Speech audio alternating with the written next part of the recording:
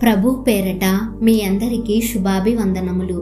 ఈరోజు దేవుని వాక్యము.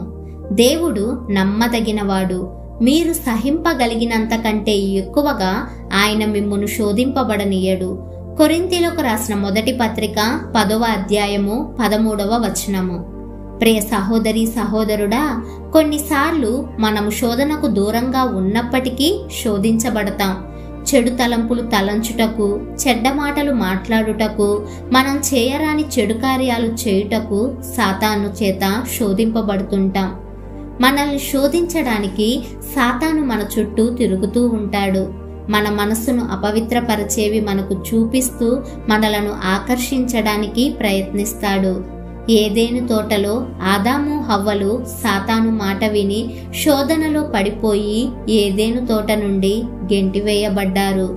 యూదా యేసును అప్పగించుటకు సాతాను మాట విన్నాడు, ఉరిపోసుకొని చనిపోయాడు. పేతురు కూడా సాతాను మాట వినే దేవునిని ఎరుగనని బొంకాడు. సాతాను పాపాన్ని అందంగా చూపిస్తాడు, తరువాత వచ్చే నష్టాన్ని, నాశనాన్ని మాత్రం చూపించడు. కనుక మనం ప్రతి విషయంలో బహు జాగ్రత్తగా ఉండాలి. బైబిల్ సెలవిస్తుంది, సాధారణంగా మనుషులకు కలిగే శోధన తప్ప మరేది మనకు సంభవింపలేదు అని. శోధనలు మనకు వచ్చినప్పటికీ దాన్ని జయించడానికి అద్భుతమైన వాగ్దానాలు, దేవుని వాక్యాలు మనకున్నాయి. కాబట్టి యేసు ప్రభువు కూడా శోధించబడ్డాడు, కానీ దేవుని వాక్యంతో జయించాడు. దాన్ని మనం బైబిల్లో చూస్తాం. మనం చేయాల్సిందల్లా శోధించబడినప్పుడు, నిరాశ చెందినప్పుడు, నిరుత్సాహపరచబడినప్పుడు వాక్యాన్ని అంటిపెట్టుకొని ఆ శోధనలను జయించాలి. మనల్ని శోధించే మనుషుల నుండి, వస్తువుల నుండి సాధ్యమైనంత వరకు దూరంగా ఉండాలి. కనుక మెలకువగా ఉండి ప్రార్థన చేసే ప్రార్థనాత్మతో మనందరం నింపబడులాగున దేవునికి ప్రార్థిద్దాం. ప్రార్థన.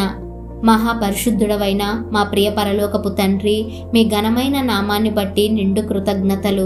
మేము అన్ని సమయాలలో ఎలా మెలకువ కలిగి వాక్యంతో సాతాను తెచ్చే శోధనలను జయించాలో తెలియచేసినందుకు వందనాలు. శోధనలో తప్పించుకునే మార్గం వాక్యమే అని మాకు తెలియచేసి మమ్మను బలపరిచినందుకు కృతజ్ఞతలు.